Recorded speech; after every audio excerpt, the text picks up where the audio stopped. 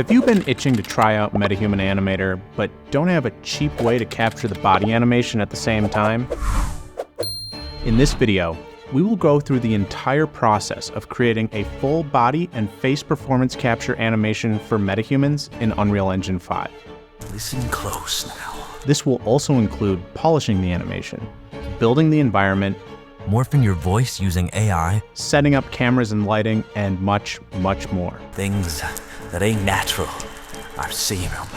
And the best part is, we will be doing this on an extremely tight budget, using tools that are very cheap or completely free. You think I'm crazy, don't you? That's what they all say. Metahuman Animator is the incredible free tool that produces AAA facial animation in Unreal Engine using just an iPhone. This is a massive breakthrough in performance capture, as facial animation used to be one of the hardest and most time-consuming aspects of this process. However, while Metahuman Animator is free and easy to use, it really only gets useful when paired with a body animation that was captured at the same time as the face animation. Of course, you can capture the body animation separately or use a stock animation from Mixamo or the marketplace and put your face animation over that, but it's just not the same as using a Headrig to capture both face and body animation at the same time. You've probably seen a bunch of YouTube tutorials showing amazing performance capture results by combining Metahuman Animator, a Mocap Headrig, and a Mocap suit, like Xsense or Rokoko. The problem is, these suits are still pretty expensive, starting at around $4,500 for the Xsense Awinda and around $2,000 for the Rokoko Smart Suit Pro 2. If you want hands captured with your Xsense suit, throw in another $5K for some gloves. On top of that, the software can cost hundreds or even thousands of dollars a year to make the suits usable. On this channel, we have been using Move AI, which is a suitless, markerless, AI-based motion capture solution that uses GoPros or iPhones to capture the animation. This works pretty well, especially if you need to capture multiple performances at the same time. But you still need to buy at least 4 GoPros or iPhones, and the software costs $7,000 per year on top of that. So, while these might be really good value compared to the solutions available 10 years ago, they are still out of reach for a lot of people who want to use Metahumans in Unreal Engine, both of which are free.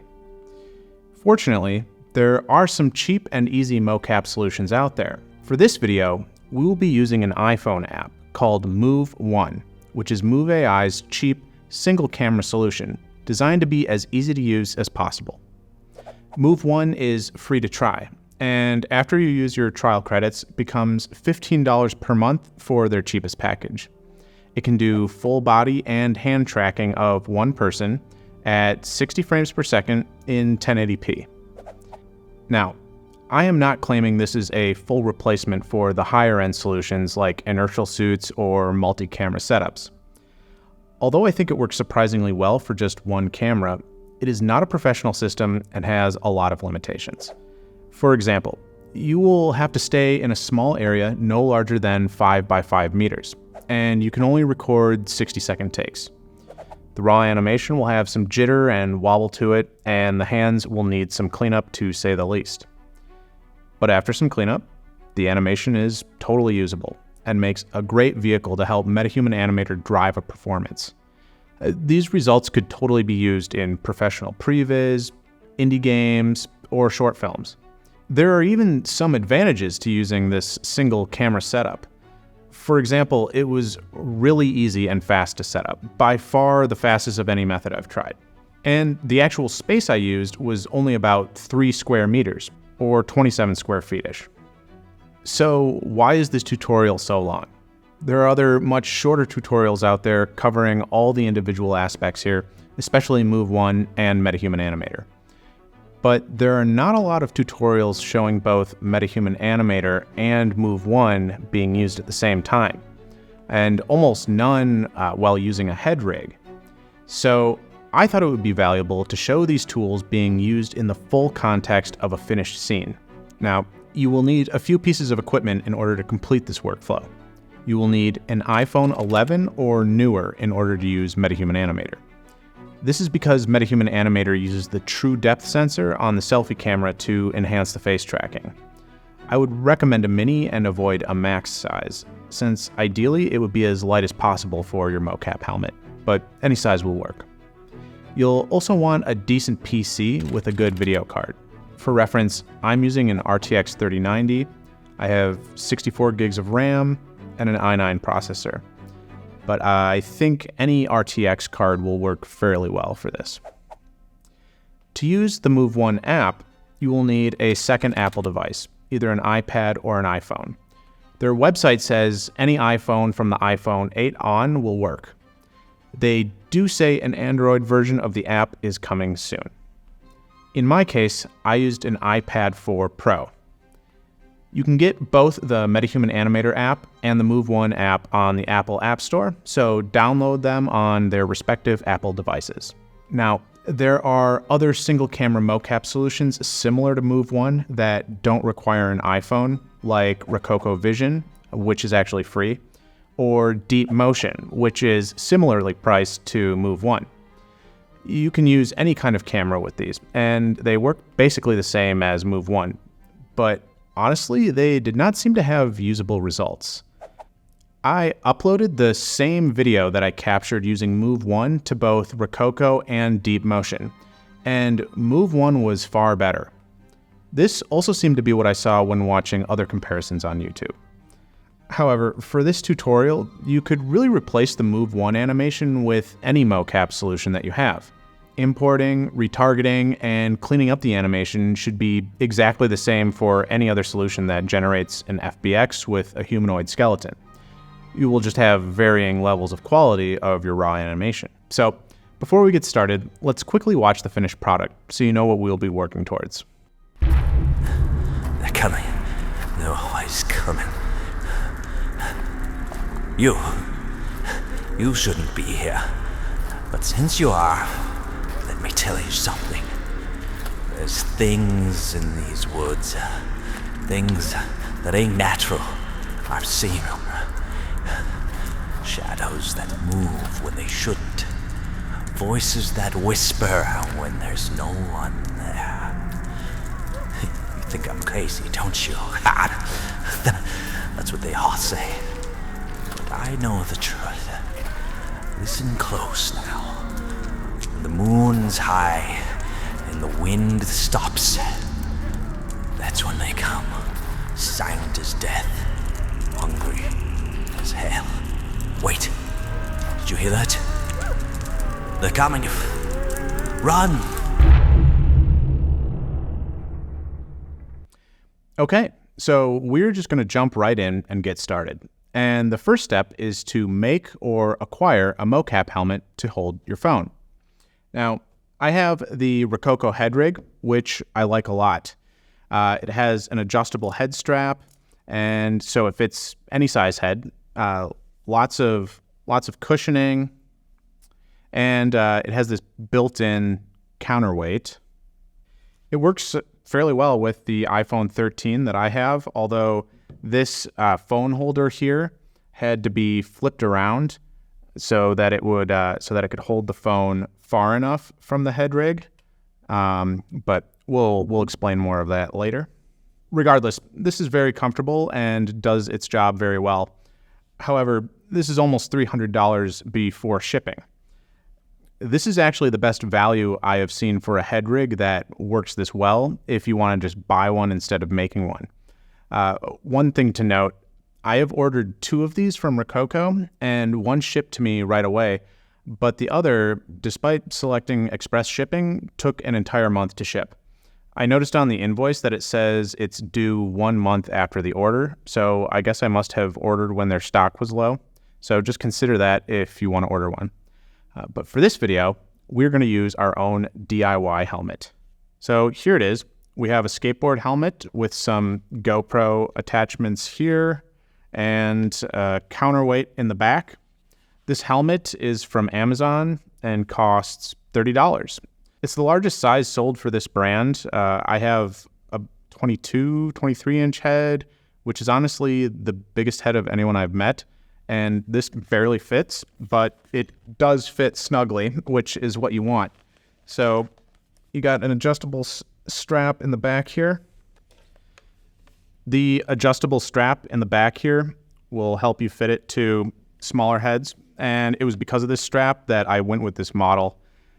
You really want it fitting tight to avoid the helmet flopping around, even if it is a little uncomfortable to wear.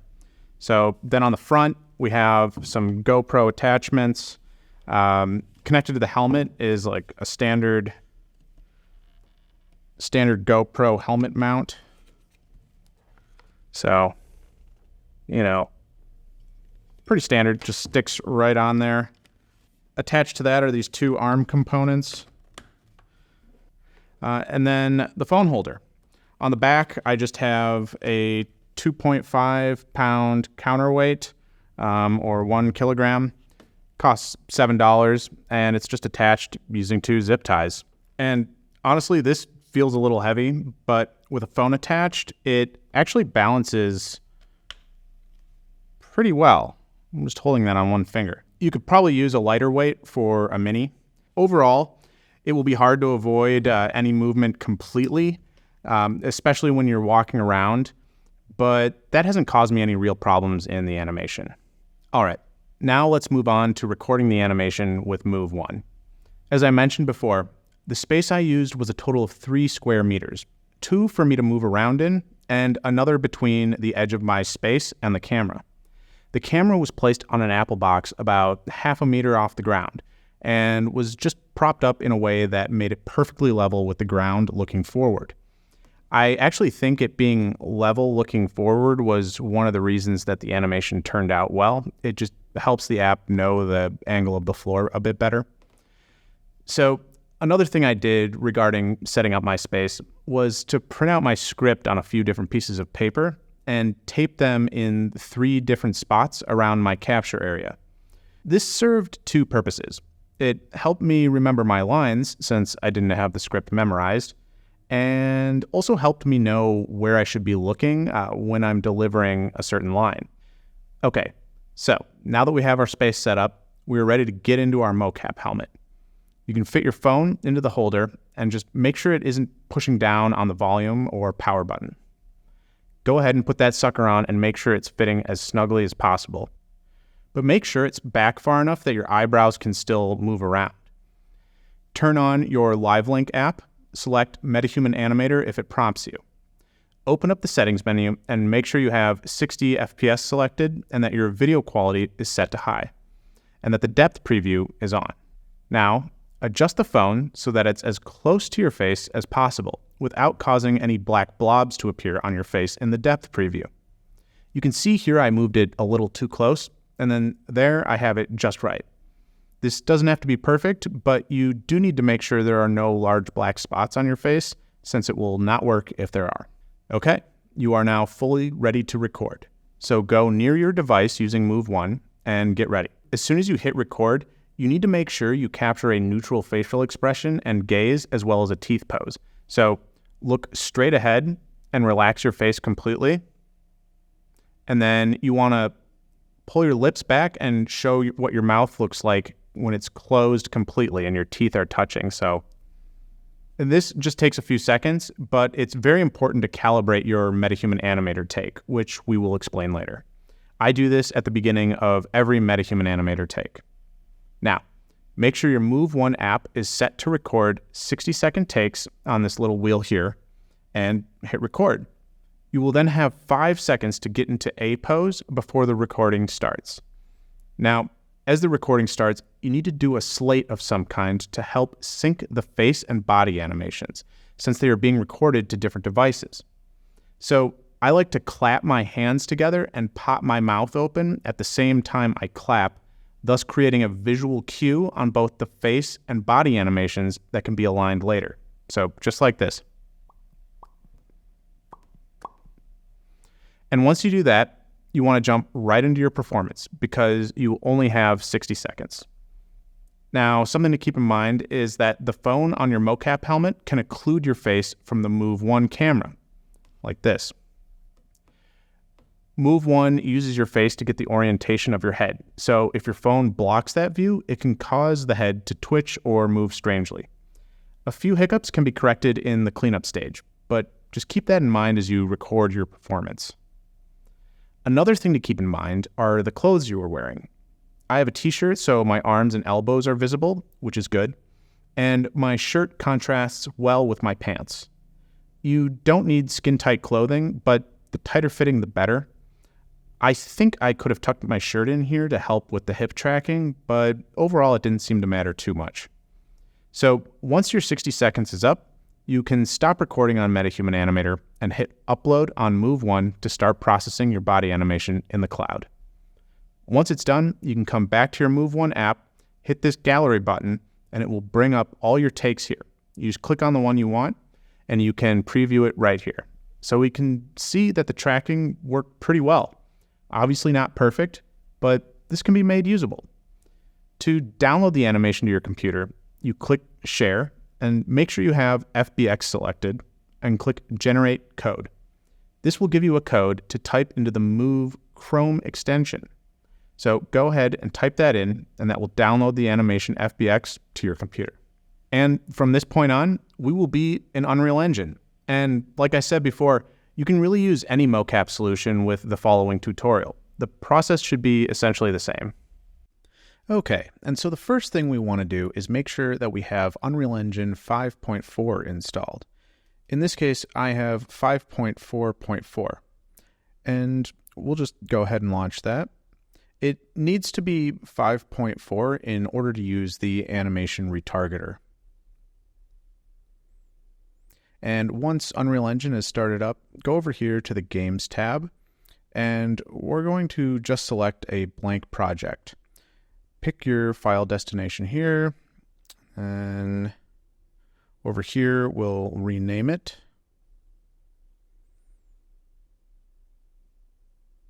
Okay, now we have a project open. The first thing we want to do is enable some of the plugins that we'll need. So we can go up here to Edit, Plugins, and the first thing we're going to type in is, we'll do Movie Render Queue. And this is so we can export, the shots in the way that we want. And then we're going to enable the Metahuman plugin. So type that in, enable that there. And then we're going to change some project settings. So go up to Edit, Project Settings, and type in Ray Tracing. And we're going to go down to Support Hardware Ray Tracing, and then Use Hardware Ray Tracing when enabled. And then also turn off Auto Exposure, and you can go ahead and restart. And now we have our project open back up. We're going to go to File, New Level, and we're going to select Empty Level, Create, and we're just going to stare into the void for a few minutes. We're going to go up here, we're going to go Shapes, we're going to add a plane, just drag that out, and then you can zero in the location over here in the Details panel, and then we'll just scale that up for now, and that's looking good. All right, now that we have this level, we're going to just go in File, and we're going to save everything, and we're going to name this level just, our main level. Go ahead and save that. Now we're going to change some project settings. So go to Edit, Project Settings, and we're going to change the startup level. So just type startup, and you can change that level over here under the startup map. And this will open your current map every time your project restarts, just so you don't have to keep doing that over and over again, because you might crash once or twice. Okay, now what we want to do is get our Metahuman into the project. And we do that using Quixel Bridge. Now, that's found up here under this menu right here. So click that and go down to Quixel Bridge. And, just in case it doesn't show up for you for whatever reason, you can actually go to your Edit Plugins and then just type that in up here. Search Bridge, and there you go. You can just enable Bridge right there. Okay, so we've got this pulled up. And as you probably know, there are tons of 3D assets, all photorealistic. And we're going to be using these to build our scene. Just doing some quick background stuff, but as you can see, they look incredible. And they're all completely free with Unreal Engine. And then, of course, we have the Metahuman tab over here. So I'm going to just show you quickly how to get a Metahuman into the project, since we're trying to show the entire process here. So if you already have a Metahuman, go ahead and skip this part. But the base Metahuman that I started, it was this guy down here. I think it's Nassim. We're gonna edit our base Metahuman. We're gonna get him looking a lot cooler. We're gonna add some hair, some longer hair, longer beard. But you can use any of these base Metahumans, and so just click that, and then click the Start Metahuman Creator button, and that will open up a browser. Okay, and that will open up in your browser. And just really quickly, make sure that you're on the right version of Unreal Engine, that you're on 5.4, and launch Metahuman Creator. Okay, and once that launches here, here's the Metahuman Creator, and I'm going to speed up here because it's pretty intuitive. The interface is pretty easy to understand. But we select our character, Nassim, that we want to edit, and we select the normal underweight body. And that's important because we're going to be using some custom clothing later. And that's also why we remove all of his clothing here. Then, we ended up kind of changing his skin. We made it a lot more wrinkly to really kind of add some more, really make that lighting show up really well on his face. So just kind of searching around at the far end of that slider. That looks really good. You can change the contrast and the roughness. Not entirely sure what to do there. But just finding that really nice texture with those lines on the cheeks. Looks really good. And then another thing that we did is we gave him some longer hair and a longer beard, because we thought it would look really cool to kind of see that sort of swinging around, with a physics simulation as he moved his head around. It just really kind of adds to the animation, adds a little more life to it to have some physics in there. And the hair was an easy one to add. So that looks pretty good, and everything is saved automatically. Just close your browser window, and we'll go back to Unreal Engine. So here we are in Quixel Bridge. Go over to your Metahuman tab and click on My Metahumans. And then you'll see that's my old one from the project before. And here's the one we just made. So you click the little green arrow and that'll start downloading. And so you can see the progress down here. It'll be generating and downloading for a while. So go grab a drink and a snack and come back in around 20 minutes or so.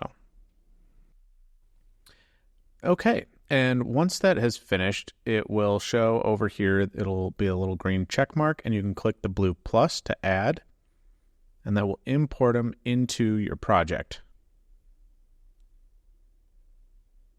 Now you can go and find him in your Metahumans folder over here. And under Nassim, and there's the blueprint right there. And we're going to drag it out into our project, and boom. We forgot to enable all these plugins. Well, that's okay. We can enable them all right now. So just go over here and click Enable Missing. And that's going to require us to restart the project, so we can just go ahead and do that now. Okay, our project's restarted, and we're going to get a light in there. So let's just go grab a point light and throw that onto our plane. That's looking a little bit better. We're just going to get this one basic light here to give us a little bit of illumination while we work on our animation and character. And why don't we go and change that to a more fire color for now. And that's about all we'll do with that. And now we want to get the actual Move One animation into our project. So we're going to make a new folder and call it Animation Assets. So go to where you downloaded the animation and drag it into your new folder. And you're going to leave the skeleton blank. and you're going to want to make sure that Import Animations is checked and click Import All. And that's going to import all the files. It's going to generate the skeleton based on the Move 1 character. Okay, don't worry about that. Just go ahead and close that. And here you can see all the material assets and the mesh and animation and skeleton. So we can just go and open that up, and we're looking at our animation right here. And we can kind of move around and get some different perspectives on it now and get a good look at the quality. And, you know, it's not bad, I think, for one camera and for how cheap it is. You know, we can look at it from the side here, from the profile, and, you know, it did a pretty good job. You know, the hands are not amazing, right? They are what they are. You know, it's just you're not going to get an amazing capture with a single camera, and you're going to end up cleaning these up no matter what. But I found that to be the case even when you're using gloves, so that's fine. We're going to go over how we can do that. The feet, they do slide around a little bit. They're a little floaty, and you know that's too bad because I really think that it really makes the animation look higher quality, and likewise when they're sliding around it makes it look kind of crappy. We're going to go over how to get the feet planted, and also just we're going to hide them in this animation so it's not super. So now we need to retarget the animation to the Metahuman skeleton. So we'll go find our animation asset, right click, and we're going to go to retarget animation. And then over here, you want to grab the target skeletal mesh, and you want to pick out the metahuman body, which is the male medium underweight body. So go ahead and select that. And then double click on the animation over here, and you'll see it all synced up. That's looking great.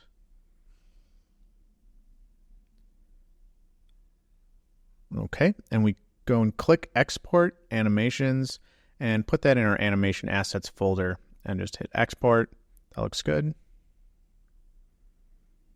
So now in order to get the animation onto the metahuman and in our level and get everything sort of playing, we're going to create a new level sequence. So you go up here to this little movie clapper and add level sequence, and you can name that whatever you want, and just hit save, and that'll open up the sequence right there.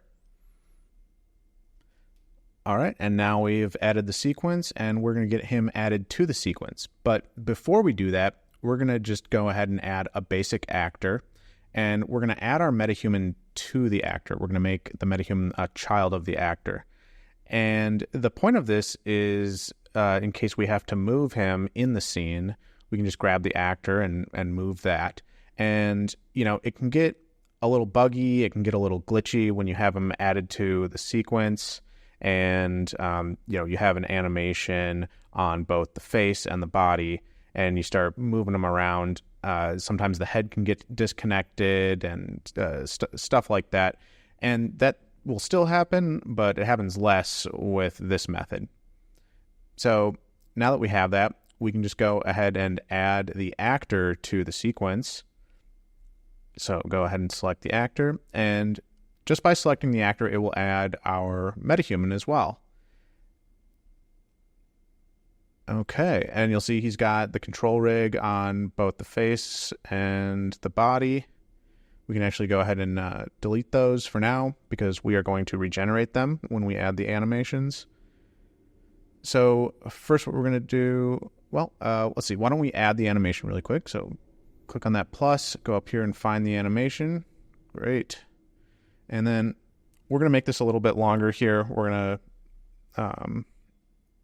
to click down here and just change the amount of frames so that you have a lot more room in the timeline. Great. And just drag out this red line to the end. All right. And now we're seeing our guy just walking around. And, you know, I think it looks okay. So yeah, I think it's looking pretty good. And you know, if you look at the hands, they're a little weird. Retargeting does something weird to the thumbs. Oh, pardon me. It like kind of makes them look a little claw-like, but we'll fix that. And for the most part, it looks pretty good. You know, there's some little jitters going on, obviously, and some general wobbliness, and we're going to fix most of that. But in the meantime, let's get our face animation loaded into the project. We need to get the files that were captured by your iPhone for the face animation using your LiveLink app. We need to get those from the iPhone onto your PC so you can get them into Unreal Engine. So to do that, since we're going from an iPhone to a PC, we're going to use iTunes. And why we have to use iTunes, I don't know. Apple is special that way. So plug your phone into your computer and open up iTunes. Go and click this little phone icon up here. Click File Sharing, and then click the Live Link face. Click Takes, click Save, and you want to remember this folder should be in your project folder somewhere. And since I've already done it, I'll just cancel, and it will start copying, as you'll see up here. Now, once those files have finished copying, you can come back into your editor, and now we're going to start setting up the different components that you'll need for your Metahuman face animation. So the first component we're going to set up is going to be a capture source. So right-click and go to Metahuman Animator. And if you don't have this, it's because you don't have your Metahuman plugin installed. And then go over here and select Capture Source.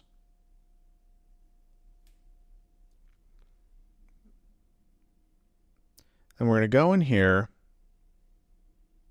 and we're going to select Live Link Archives. Then we're going to find the storage path, and I've already got mine selected up here. This is the folder where you saved your takes from your iPhone. And just make sure you have that top folder selected. Select that folder and save. And now go up to Tools and select the Capture Manager. And there's your new capture source. So select that, and boom, you can see our shot showing up right there. That's what we filmed on our iPhone to capture our face. So select it and click Add to Queue, and then Import All.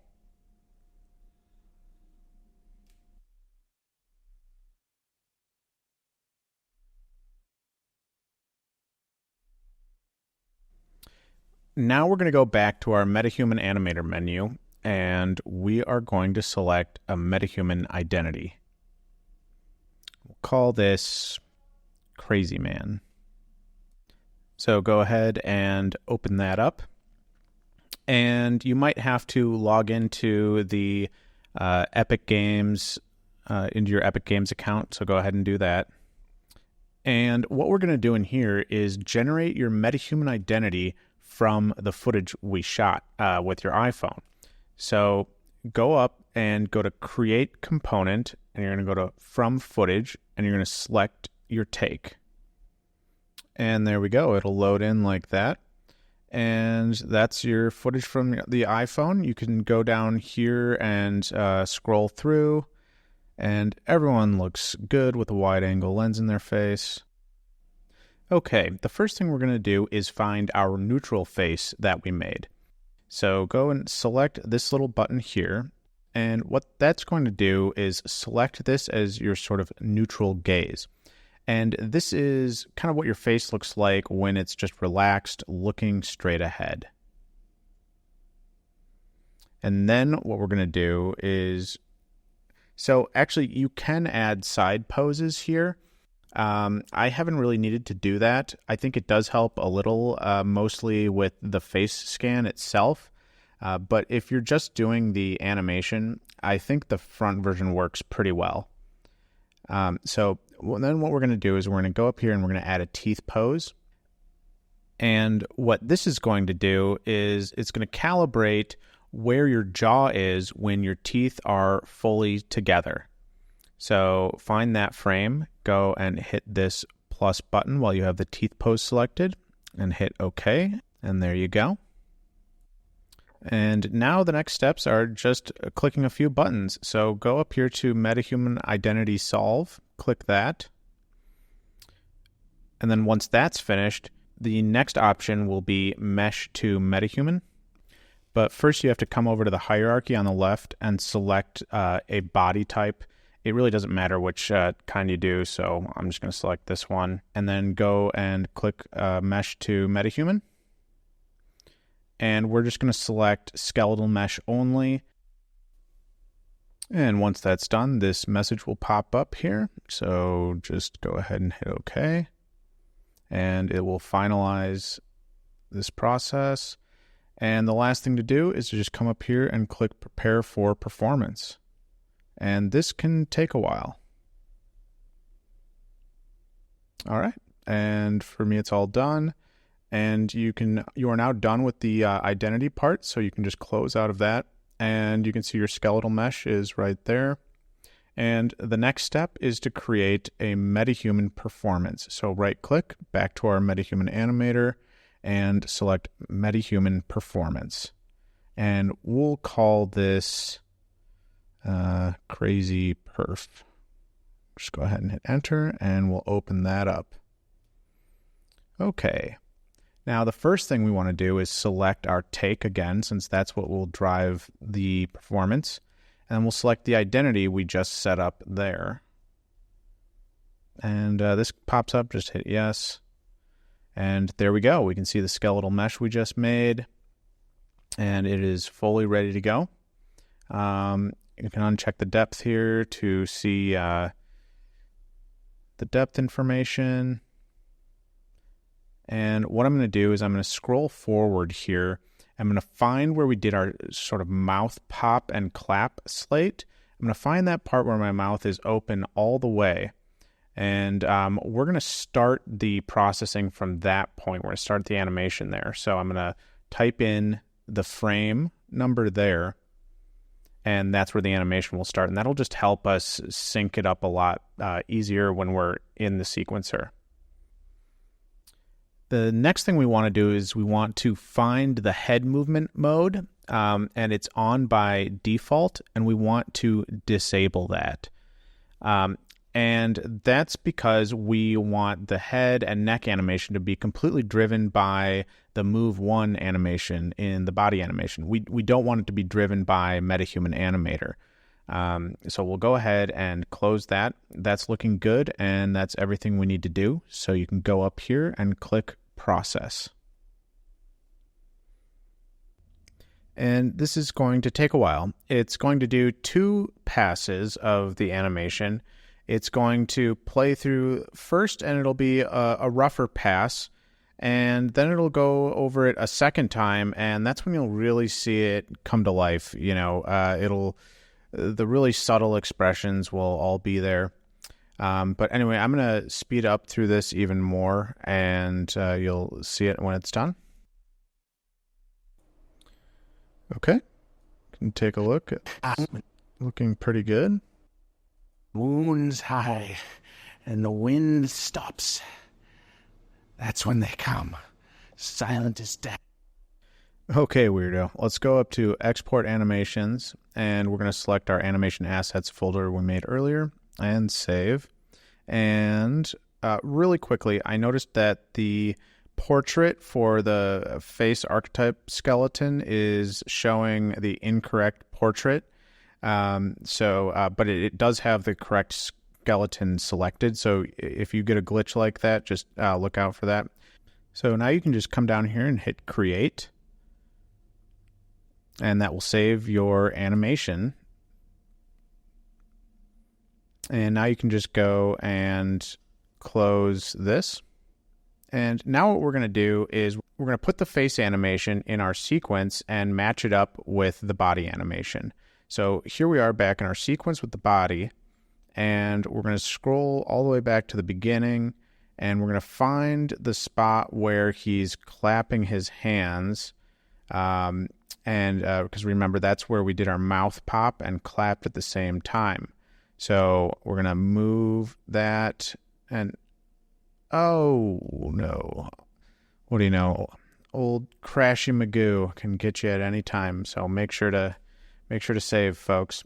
But anyway, we're back here in our sequencer. We rebooted, and we're going to trim that to the part where the hands are touching in the second clap. And then we're going to just slide that over back to the beginning. So now the animation is starting with the hand clap at the very beginning. And now we can go to the face track and we can add the face animation. And we should be able to just slide that right up to the beginning. And it should be in sync because remember, we exported the animation starting at the mouth pop. So here we're going to just kind of take a look, and that's starting to look in sync.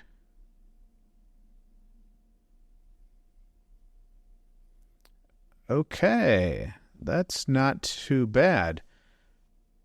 And really quickly, we're going to select our Metahuman, and we're going to turn off the LOD.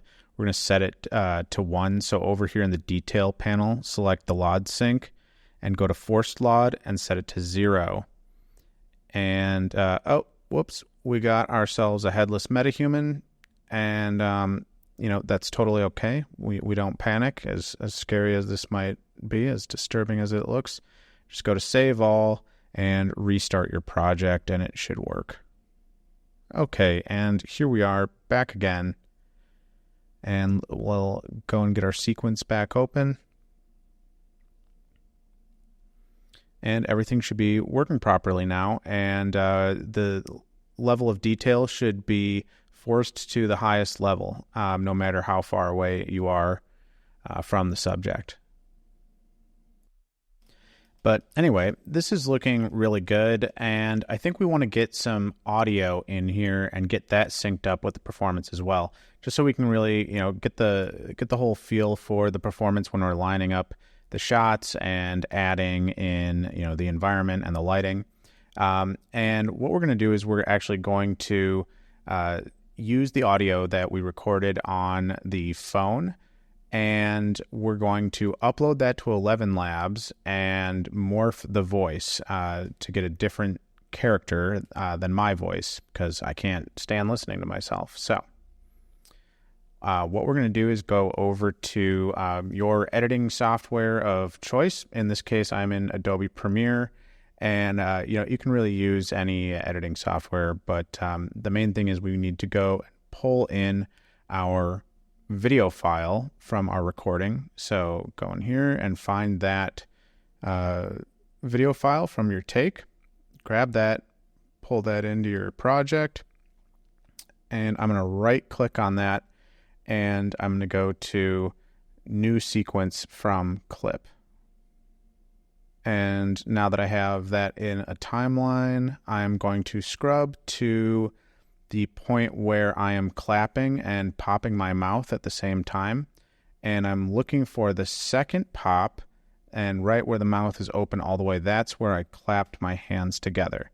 So we're going to move that to the very beginning, and that's going to help us sync it in the sequencer in Unreal Engine. So go up to Export, and we're going to do an MP3 to keep the file size small. And just go ahead and name that whatever you want and get that exported. So here we are at elevenlabs.io, and I'm not going to go too much into this. You know, this is probably the best voice morphing technology out there that's available. And you can find tons of demos of this online, people using it for all sorts of things. But this is what I use to change my voice to a different character while I'm acting out all these, you know, these films by myself. So what we're really interested in is the speech-to-speech function, which will take a recording of your voice and change it to a different voice while still retaining, you know, the cadence and, you know, the performance and all that. So, all right, let's go up here and do Get Started Free. And go ahead and just get signed in here, sign up however you need. Okay, so here we are, and you can see that we're using the trial version, and down here we have 10,000 credits remaining, whatever that means. We want to go up to the voice changer here, and we want to go and select some audio to upload and find the audio that you exported. And now we're going to take a look at that. They're coming. They're always coming. Voices that whisper when there's no one there. Okay, that's working. And now that that's uploaded, you can just come over here and you can select any of these voices, and you can preview them with the little play button on the left. As we are liberated from our own fear, the thing always happens that you really believe in. Life without love is like a tree without blossoms or fruit. That sounds pretty good. Sounds like he's got just a hint of crazy in his voice. Let's see how that sounds. They're coming. They're always coming. You shouldn't be here. But since you are, let me tell you something. There's things in these woods. Things that ain't that. Okay, I think that sounds pretty good. I'm going to go ahead and download that. Because if you generate something and you don't download it and then you go and like try another one, you're going to lose that generated file, and that'll eat up your credits. So you might as well just download one if you test it out. But I think I'm happy with that recording, so I think we're going to go back to Unreal, and we're going to bring this audio into Unreal Engine and get it synced up with our performance. Now you can just drag that audio file right into your content bin here, and Unreal Engine will put it where it needs to be in your file directory, and there we go. They're coming. They're always coming. Good. We'll go back to our sequencer here, and we're just going to add a quick audio track. And before we do that, let's make sure we change our FPS here to 24 because we make films. That's right.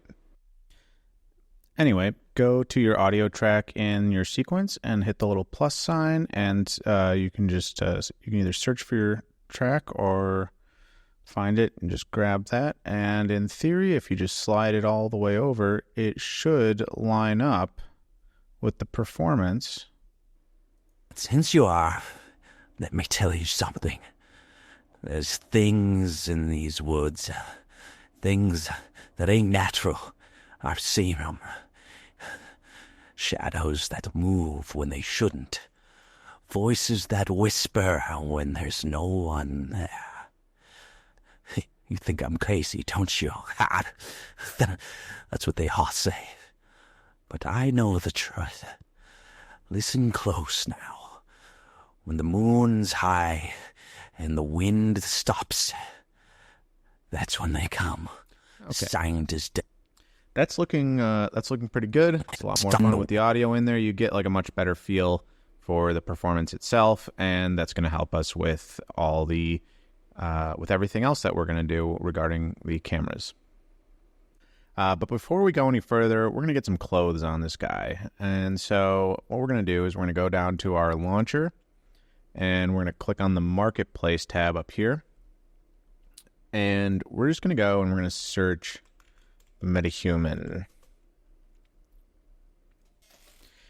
And you can see there's a lot of great clothing options that pop up here. You know, there's a ton that have been added over the last year or two, and it's really starting to become a good place to get custom clothing for your metahumans. But I'm just kind of searching through here, looking for something that would fit my vibe, my character, my scene, and I ended up going with these sort of medieval clothes over here. Figured that kind of worked. One thing I want to touch on really quick are these things down here. You want to make sure that your metahuman isn't wearing any clothing. That's a big one. You know, that's why we have him without any clothes there. you want to look down here at these settings down here. These are the body types that the clothing will actually fit. So it's not they don't necessarily fit every single body type. We have the male medium underweight body, and so that's the clothing that we'll be using for that. So just make sure you look at these settings anytime you're buying custom clothing for Metahumans. But anyway, you can just go ahead and add that to your project now. So we're back in our editor, and here's the folder that was just imported. And we're going to go ahead and click on medium because that is the body type we're using. And we'll just go ahead and open up that mesh. Let's take a look here. So yeah, it's not the highest quality, but it's not terrible, you know. It is what it is. It's a little pricey at $50, but hey, you know, that's just kind of the price you pay for custom Metahuman clothing that just works. So you might be able to find something of better value for your own needs, but we're going to go with this for now. So we're going to go over to our details panel, and we've gotten a seam selected, and you can just go ahead and click any of these. We're going to open up the blueprint editor. And we're going to click on the viewport over here. And I believe we're going to replace the torso mesh. So we select the torso, and we're just going to click and drag this right over the skeletal mesh slot, and boom, it just works. We'll click compile,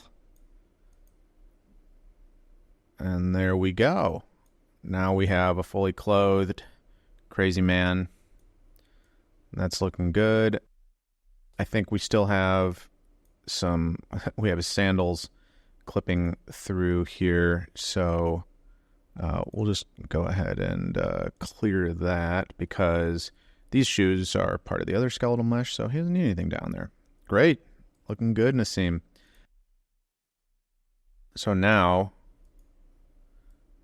let's compile that, save, and close, and what do you know, we've lost our head again. And don't panic. Like I've said before, the best thing to do is to just restart the project. At least that's what I know of. If you know any better solutions, please let us know in the comments. That would be amazing. All right, just click Save All here, and we'll just go ahead and quit. Okay, we've got our project back open back up, so we'll just go and open our sequence again. And here we are. Let's play this back. Let me tell you something. There's things in these woods. Things that ain't natural. I've seen them. Shadows that move when they shouldn't. Voices that whisper when there's no one there. Think I'm crazy, don't you? Yes, I do think you're. Okay, so we picked out this beard and longer hair to add a little bit more to the animation because these are simulated Groom assets. And so you can see when it's moving around, you know, the hair is kind of moving around a little bit, and it really just adds to the animation to have some physics simulation in there. But these are just the stock settings, and I think we can get them looking just a little bit better. So I'm going to show you how to change those Groom assets coming up. Before I had some longer hair and it wasn't pulled back on the top, and it was hanging all over his face, and it looked really cool, but I was getting like a few weird, physics simulation bugs where it kind of looked like someone rubbed a balloon on his head and like static electricity. Okay. Anyway, we're going to go back to this guy. We're going to edit in Blueprint over here. And what we're going to do is we're going to come over here to this panel, and we are going to come down here. These are the Groom assets here. So we'll start with the hair. And we'll come down here. And this is the actual Groom asset, and we're going to open that up on its own. Okay, so so there you go. That's kind of weird looking, but that is the Groom. And as you can see, there's a ton of things down here. I am in the physics tab up here. So make sure you click that, and you'll see all of these things that you can change to, change how the hair behaves. I don't fully know what everything does here. I kind of just messed around until I found something that I liked. The only thing that I really found to be worth changing was the bend stiffness. And so this is what it's set to by default. So let's just go ahead and lower that by, to like 30% of that. So let's say 2.5. Okay. We'll just go ahead and save. Okay. It kind of does that. Let's kind of see how that's... Let's hit play there, and looking at how the hair is swinging around while he's moving. And I think that hair is looking a lot better, actually. It's, kind of subtle, but I think it works. Now, depending on what hairstyle you're using, you'll have to kind of play with that. And the default values are going to be different for different hairstyles.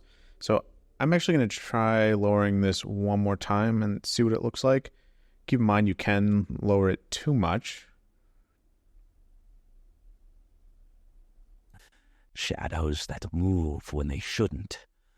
Voices that whisper when there's no one there. Okay. You think I'm crazy, don't you? I think that's looking good.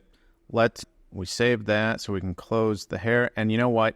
Even though beards are, curlier and stiffer in general, I'm going to do the same thing to the beard.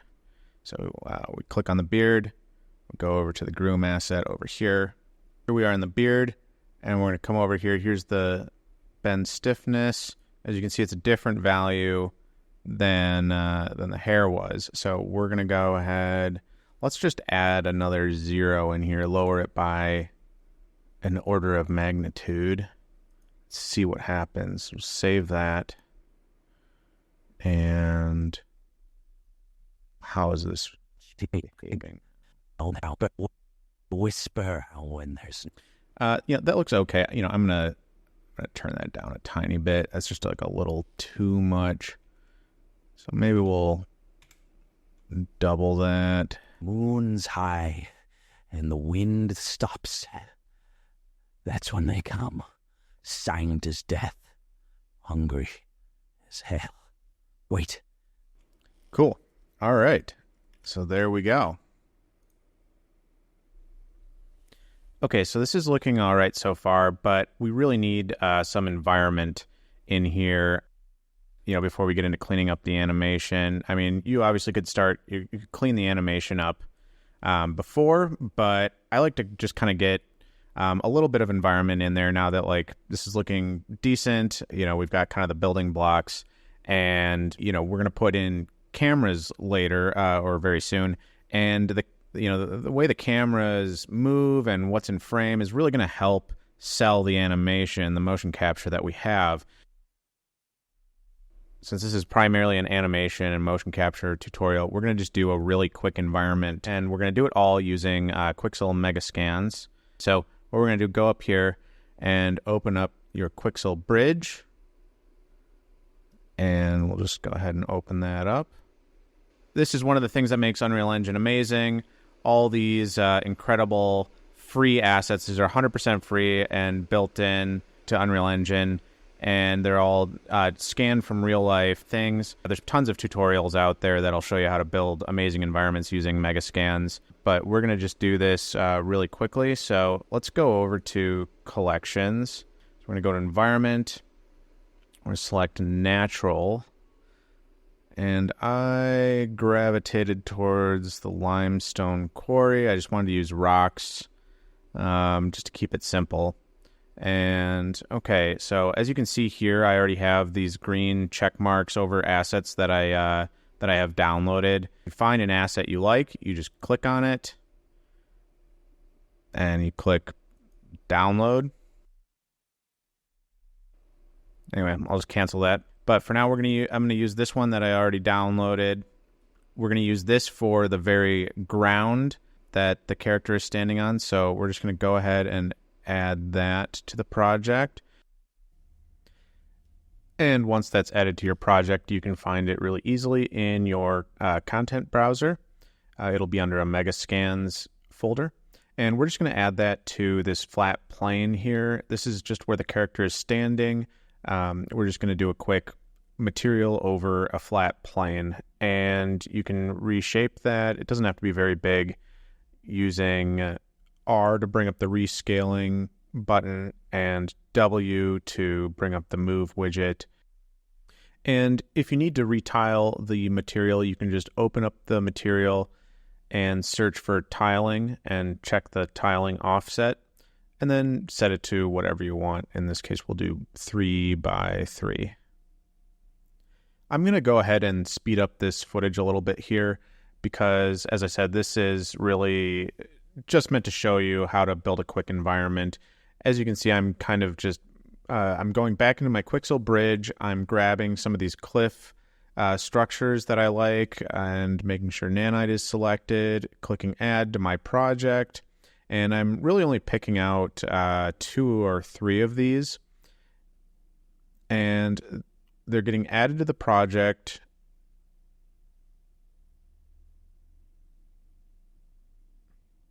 And they show up in your content browser, in your Megascans folder. And we're going to add some ground sections as well.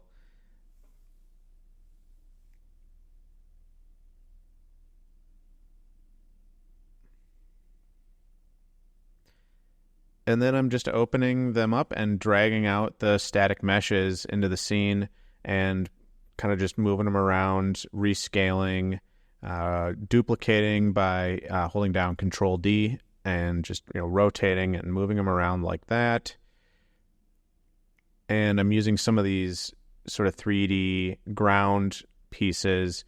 These will help hide the feet from the camera for any wide shots or low angle shots. And that'll help just kind of mask where his feet are sliding around on the ground. And it also just gives, a lot more realism and texture to the scene. They're great assets. Get some more lights in here. Duplicate this point light. And we're not going to dial in the lighting 100% right now, but for this I'm imagining there being kind of like some fires around him, like maybe this is a cave with some altars or bones or something, and he's he's like some oracle or something, and he's been taking the peyote or something, and now he sees crazy stuff. I don't know. Okay, so this is looking good, but we want to get some fog in here, get some haze going, really get that atmosphere looking good. So we'll go up here, and we're just going to search exponential height fog. There we go. And come down here to your details panel under all. We're going to scroll down here, and the first thing we're going to select is volumetric fog, because we want it to be catching our lights. We want our lights to be, lighting the atmosphere. That'll just give it a lot more depth and texture. Let's go ahead and turn up the extinction scale. And you can kind of just play with the settings here to get a look that you want. To be perfectly honest, I don't know exactly what they all do. Fog density seems pretty straightforward. So now that we have sort of 2 fire lights in place, I think we want to get some moonlight in here. And we're going to do that by adding a spotlight. So go and add a spotlight, and you can change its rotation locally and globally. And we're going to put that behind him and up in the sky. And the idea is to give him a highlight that will kind of separate him from the background, you know, a nice cinematic edge light. And that color will also end up contrasting with the yellow-orange flames.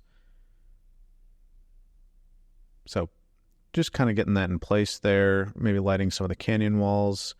We're going to turn up the intensity a little bit there. And we're going to change it to a more moonlight color, sort of. Yeah, that's good enough for now.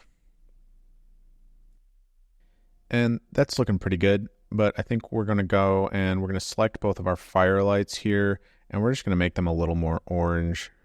So I'll just go ahead and do that. Well, for now. Okay, and now I want to get some actual fire in here because that's going to really help with the ambiance. And since we're working on the environment, you know, we're just going to get that done now. It'll all make sense once we're, you know, framing up the shots and everything. But if you wanted to just move ahead to, you know, animation cleanup, if that's more what you're interested in, you could just skip this. But for now, we're gonna keep trucking on this environment and just get that finished. So let's go to the marketplace. Open back up our launcher.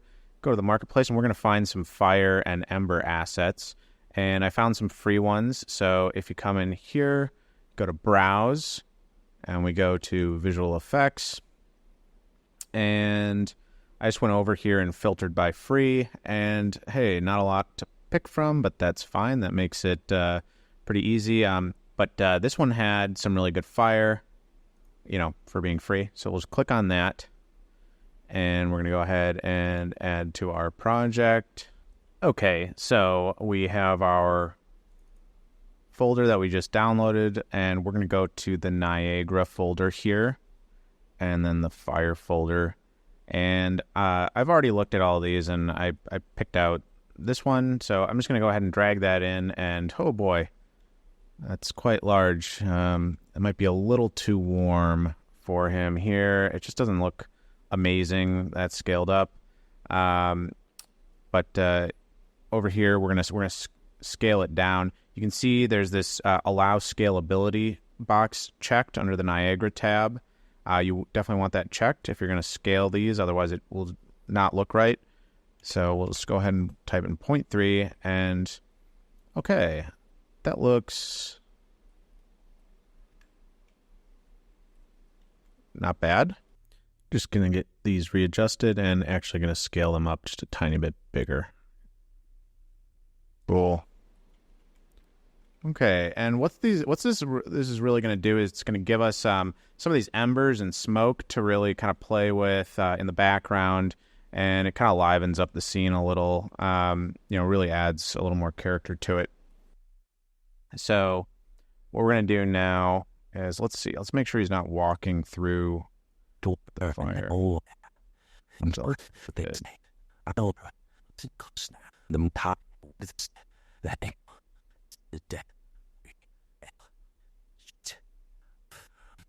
Okay, so let's see. He's now he's maybe a little.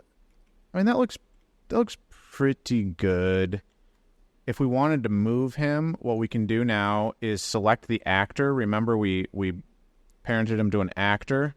We can move that. We can just scoot him out, and that should work. Wait. You can kind of adjust his position that way.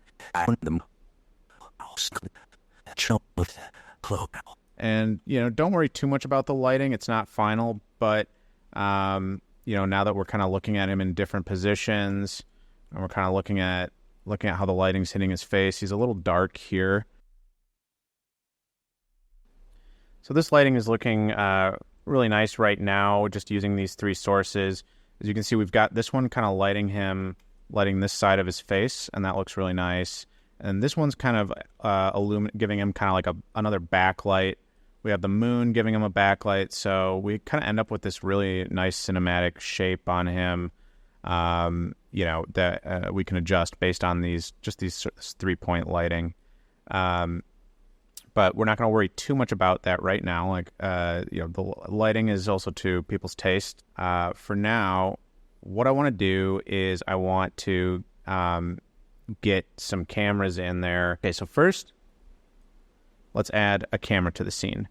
let's come down here to this little icon here and just click there. Boom.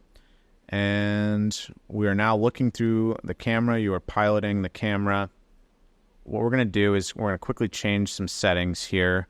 So I like to go over here. I like to change it to 16:9 DSLR. This just gives us a 16:9 sensor size. That's, you know, the size of a 35 millimeter camera, full frame film back. So, and we're going to change the crop to 2.39 for that, you know, extra cinematic look. And then here's our current lens length, aperture, and of course here are our focus settings. And as you can see, it is currently out of focus. Right now the focus method is manual and our distance is set very far away. So what I'll do really quick to show you, if you're not familiar, I'm just going to turn on this draw debug focus plane, and then I can pull this in, and it'll be a little laggy for some reason. But you can see this is where the camera's focused, is this purple wall. So I'm just dragging this in closer until focus is right there on his head. Okay, so here we're looking at him through here, and we can go ahead and turn that off, and that's looking pretty cool. We hit G to hide those icons.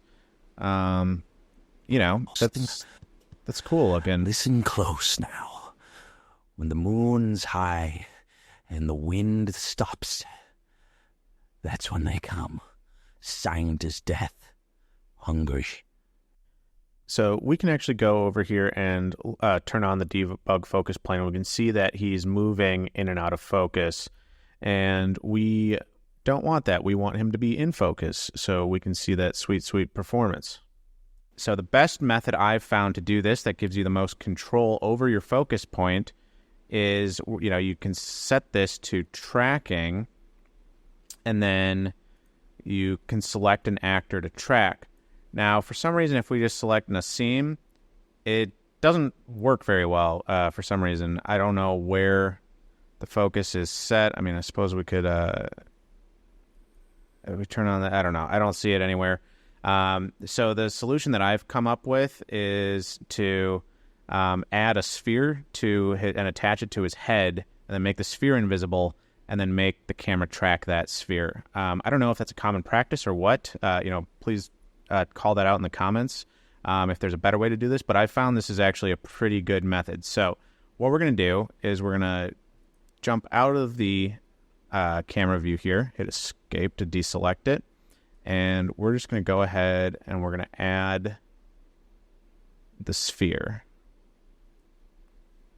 Boom. Okay. And we can just go ahead and make that, you know, a lot smaller. Let's make it about 1/10 the size. Okay. And we're going to add this to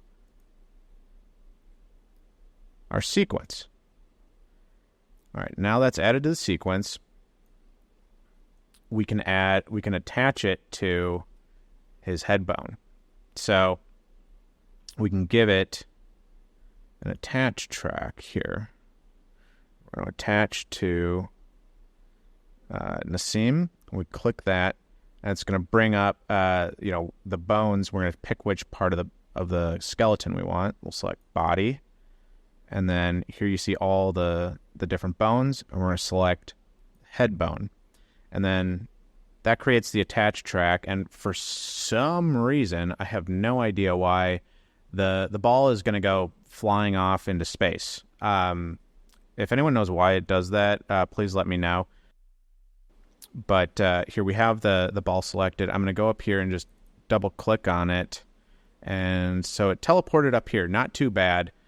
Sometimes I've seen it teleport like really far away. But anyway, you're going to move it back to your character, and you just do that, hit W to bring up the move widget. And then I'm holding down shift as I click and move to kind of move my viewport with the ball. And I'm just piloting it as best as I can. over here to his face. Beautiful. Let's make that a little smaller. Let's go to 0.05. Okay, there we go. Kind of like a big tennis ball or something. We're gonna get that right there. And here you can see down here is the attached track. It's you want to drag it out for the whole thing. And so down here you can add another track, and we're going to add the actor hidden in game track. Scroll down, and you can see the visibility. It's just a toggle right here. You can, of course, keyframe it, but we're just going to toggle it off, and boom. Now there is an invisible point on his head that's right between his eyes, and we can now click back to our camera actor and make sure you have the camera actor selected, and then you're going to go over here, and we're going back to our focus settings, under the camera settings, under focus settings, and we're going to select the sphere to track, and boom, there we go. Now it is, you've got an assistant camera pulling focus flawlessly. So we're just flying around, kind of looking at different angles here. We can kind of line it up to where he's looking at the camera almost. Embers are all... I'm going to switch this camera to a 24 millimeter. And that's because I like to kind of exaggerate the animation's movement when he's kind of leaning in and out towards the camera. So using a wider angle lens will kind of add a little more depth, a little more life to the animation, and these Metahuman Animator animations on the face just look amazing when they're kind of right up in a 24 millimeter like this.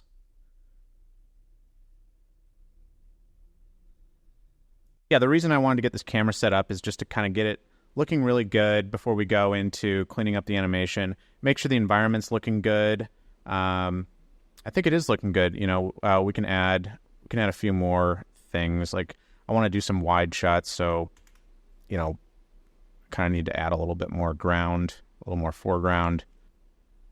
So another thing is I'm not a huge fan of the distortion in this fire. I mean, if you are, that's totally fine. But I would like to get rid of it, and that's very easy to do. You just click on the particle. I'm going to go over here, and I'm going to browse to asset. You can find it here. Just double click and open the particle, and there's all this crazy stuff, but you don't really need to mess around with anything. You can just go right over here to the distortion particle and just uncheck that, and Bob's your uncle. No more distortion. Great.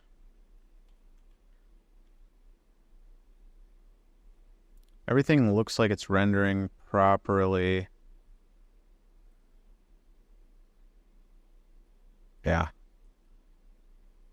Looks cool.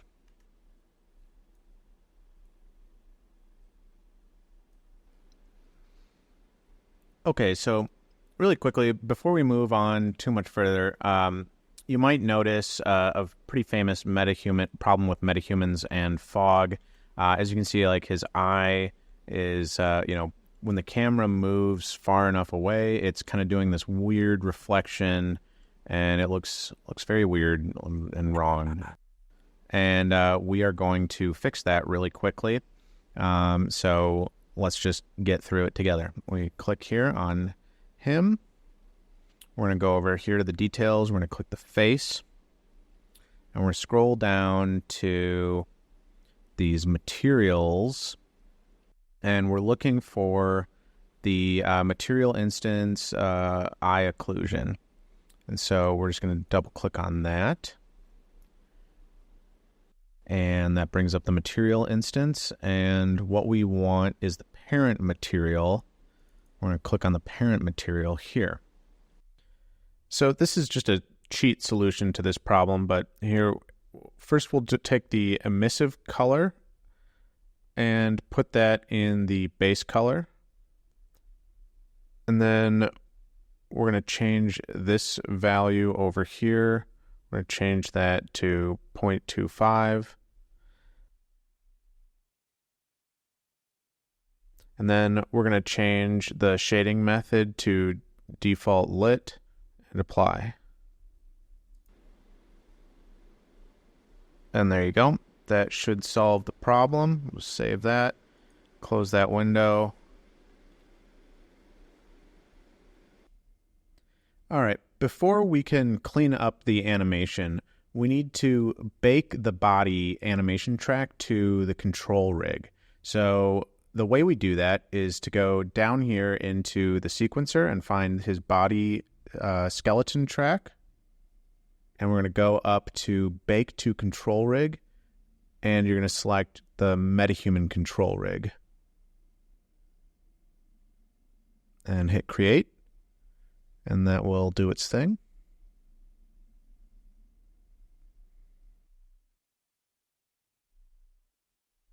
And now what we're going to do is smooth out the animation. You know, we can see there's a lot of micro jitters going on, and that's really making our animation look cheap. We want to get rid of those and smooth the movement out. Now, this does come at a cost to the integrity of the animation in a sense. You will lose more subtle movements. But I find it looks better to have the movements be stable and smoother and to not have the jitters. So, you know, unless, of course, your character is on a lot of caffeine, in which case it might work very well. Okay. Anyway, we are going to do all that in the curves editor. So to do that, let's go and select our Metahuman down here. And let's expand the body, and you'll see the Metahuman control rig. And if you expand that, you'll see all the bones and all the keyframes for the bones, and those correspond to those, you know, colored parts on the control rig there. And we're looking for the body control, and that's this orange one here. We're going to select that, and that's what is kind of making him look a little wobbly. We're going to stabilize that, and that should help a little bit. Now we're going to go over here to our curve editor. That pulls up this super fun graph here. And what we're going to do is we're going to just select all of these. Now you might know a more precise way to do this. If you do, that's awesome. Please let us know in the comments. But for now, we're just going to select the entire curve, and we're going to go to Filter. We're going to go to Fourier Transform. We're going to keep it low pass. We're going to change this to Butterworth for that buttery smooth motion. And we're going to apply a pretty aggressive filter. We're going to drag this down to like 1.12, 0.13. And we're just going to hit apply. And this can take a little bit depending on how much you have selected. And that number I just kind of found by playing with it. You don't want to go too low. You know, that can lead to it looking really strange. Now, there's still a lot of jitters going on in like the neck and the head, and that's the big one that we want to fix, because obviously we're focused on the head. First, what we're going to do, I'm just going to grab this camera. I'm actually going to jump into the camera so we can get a better look at what we're working on here.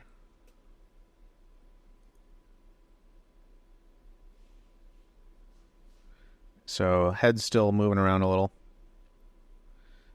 Let's make sure, let's just select, we can select this on him, and you'll get the head control. If you like select all, like the whole body, and then go to the curves editor, or like if you select all of them, it's going to open up all the curves at the same time, and it's really chonky. You don't want to do that. So just, if you can, select them out here, and then go to your curves editor and open it up so you're just looking at one at a time. Not sure what's going on here. We just want to select that whole thing there. We'll get all these guys. Select those. Filter. And same filter as before. Let's just leave it at this and just see how that looks.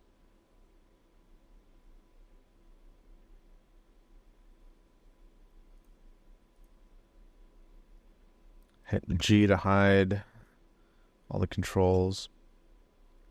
Okay, and already sort of the head is looking really good. That's looking pretty awesome, actually. I'm really liking that.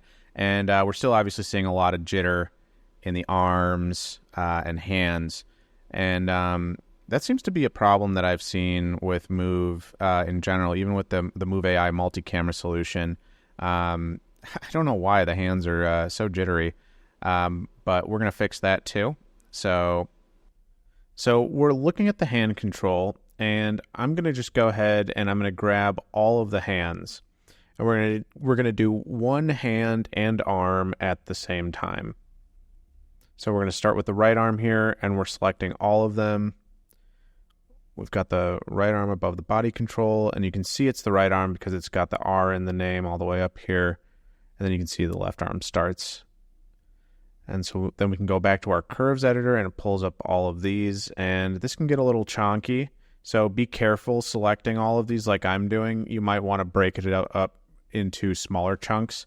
That you have them all selected, we're going to go back up to our little menu here, go back down to filter, and we're going to apply the same for your Butterworth filter, but we're going to make it a lot more aggressive, almost double.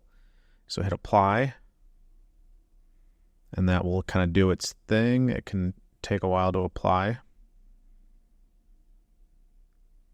And then we're going to just do the exact same thing that we just did to the left arm.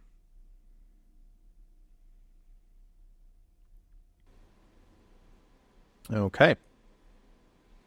And let's just kind of take a look and see how that's looking now.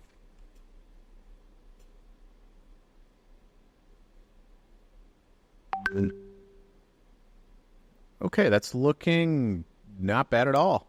I think it's looking really nice. A little bit more of this and just kind of see. Hit F11 for full screen.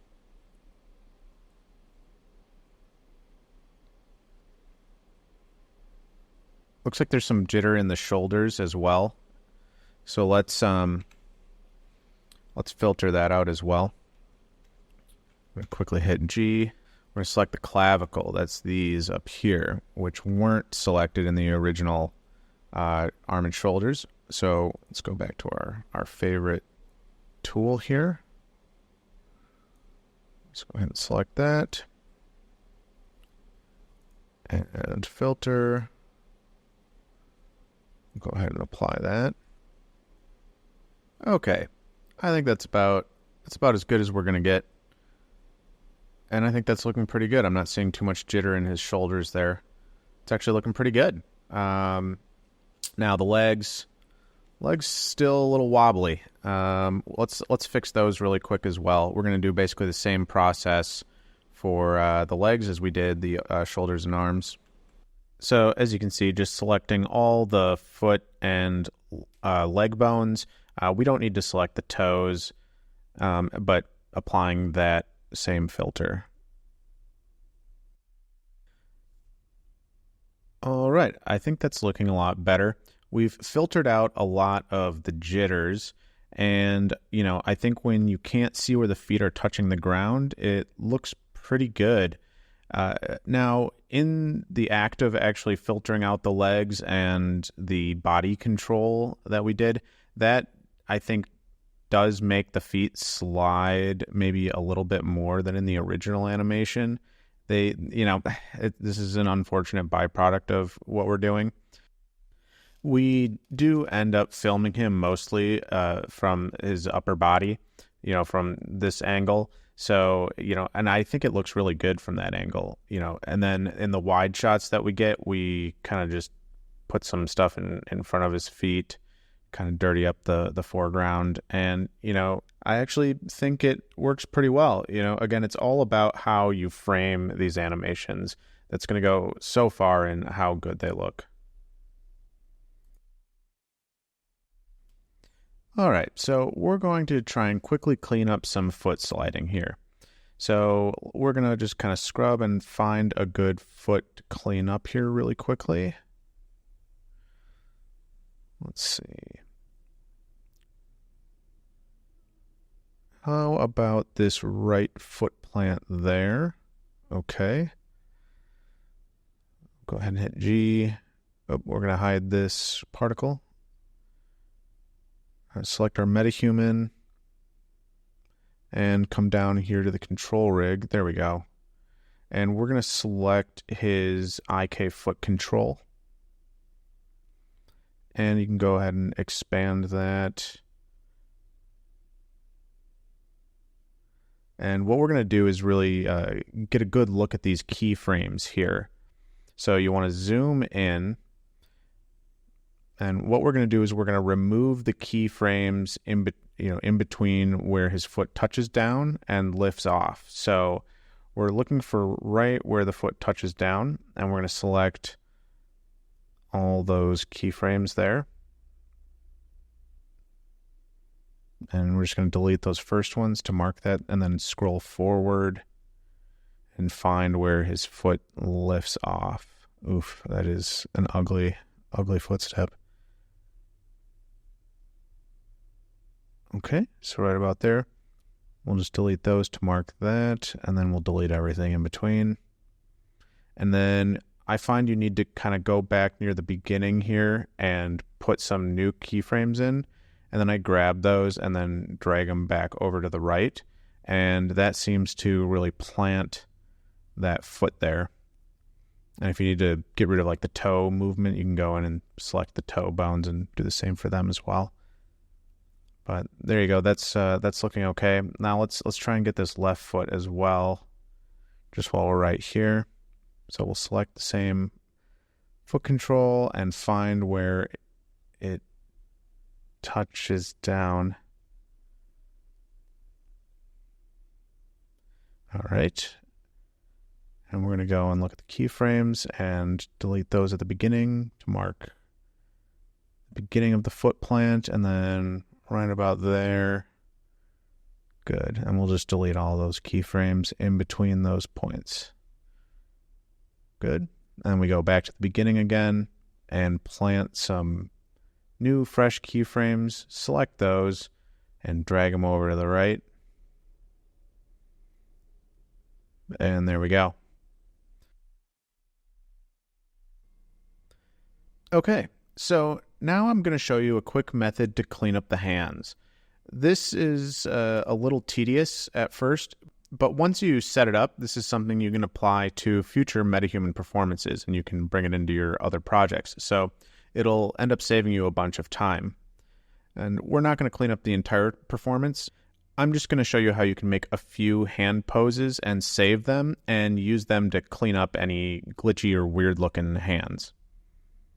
Okay, so the first thing we're going to do is we are going to actually go and make a new level sequence. So we're going to go up here, add new level sequence, and we'll call this hand poses. And save. And now we're just going to go ahead and add our metahuman to the sequence, just like that. Excellent. And that's going to open up this animation tab over here for you. And what we want to actually do is work with the poses, and we're going to create a pose library here. So let's first come over here, select our control rig and hit G.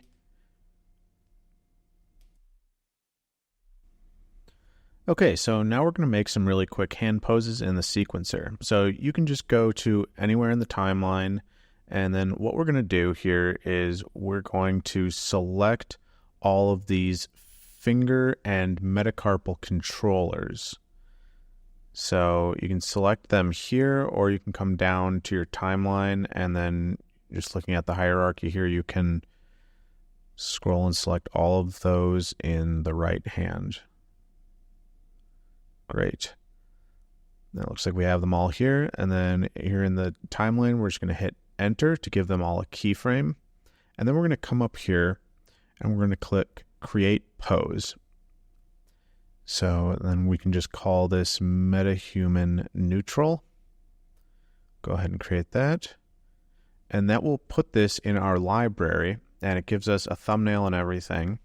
And you can fill your pose library with those. So now we want to go and create a pointing pose, because that was a very common one in our animation, when the guy was holding up his fingers. So we can go and grab these little green balls here, and you can hit rotate, and you can kind of curl the fingers over. And you can do that for each one individually, and then maybe on the pointer, give it a little bit more of a point, and then bring the thumb in. Okay, that looks pretty good. So let's just grab all of those controllers again. I'm going to select them down here in the sequencer. Select those, and then we'll hit Enter to give them all keyframes. Great. And then we're going to go over to our pose library and click Create Pose, and we'll call this Metahuman Pointing. Go ahead and create that asset. Now, you can see if you were to say, wanted to keyframe some more poses in here, you could just come down here, you find your pose, and let's say we want it to go to a neutral pose.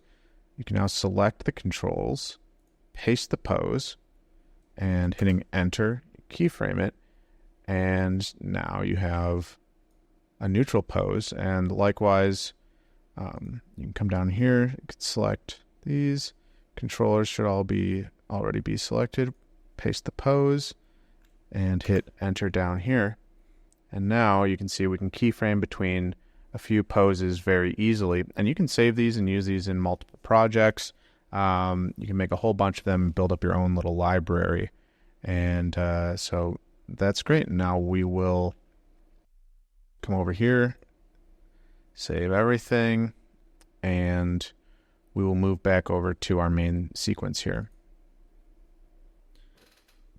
Okay, so we're back in our regular sequence here. And what we're going to do is we're going to jump back into this camera that we have set up.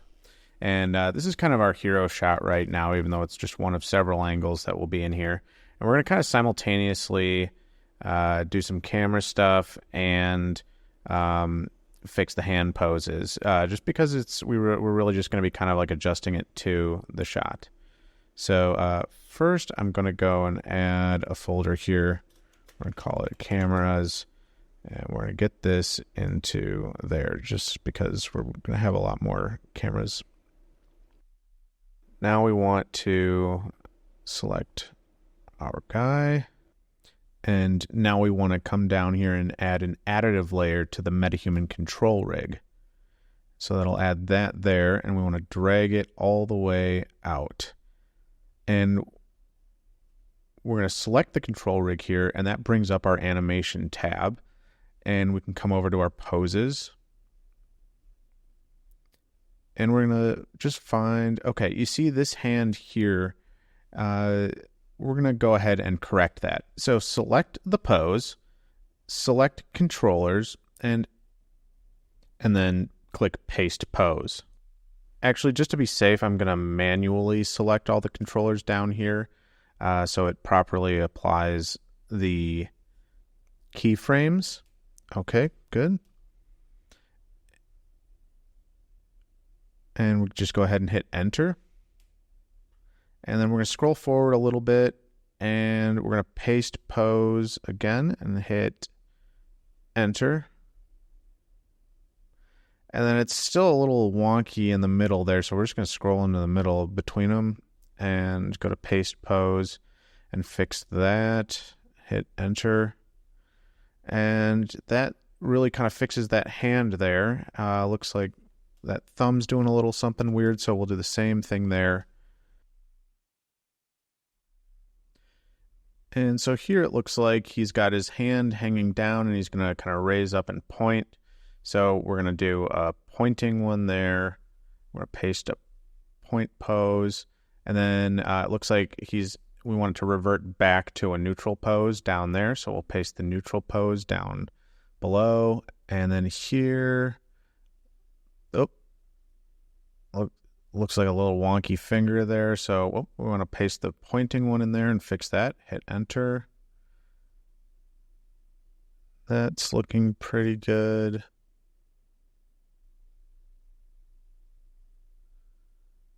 And that hand looks fine, I think. You know, it's kind of got an interesting pose to it already. And we're just looking for anything else.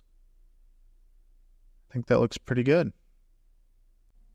Okay, so now we've corrected a little bit of the hands now, and now we're going to just kind of move ahead and animate some of the cameras. And it's going to be a little freestyle from here. We're going to add cameras and clean up the animation as we move. So let's come back to our sequencer, select our camera, and expand it. And we're going to be working in the transform layer here. And so let's just scroll a little bit. And this is the beginning of this part where he's looking at this camera and he turns away. So we're going to put a keyframe here. And what we're doing is advancing the animation a few frames and then reframing the camera and then putting a keyframe down in the transform track. So as you can see, we're just kind of moving along here, and you're going to do this for pretty much the entire shot. And you want to kind of be playing it back as you go. You really want to make sure your camera doesn't feel like it's anticipating the movement of the character or tracking the character too closely. And that's why I don't really use the track feature. You don't want it to seem too robotic. Now, here we've come to a part in the animation where he's kind of leaning a little too close and he's not maintaining eye contact anymore. So we want to fix his head tilt here. So you can just select his head control, and we want to find the point in the animation where it still looks good and put a keyframe there. And then we're going to move forward until it looks good again. So we're happy with the animation, you know, right about there with his eye contact. And then we're going to go in between the keyframes and find the part that we wanted to fix. So you can grab the controller and tilt it up until you're looking him right in the eye and go ahead and put a keyframe there.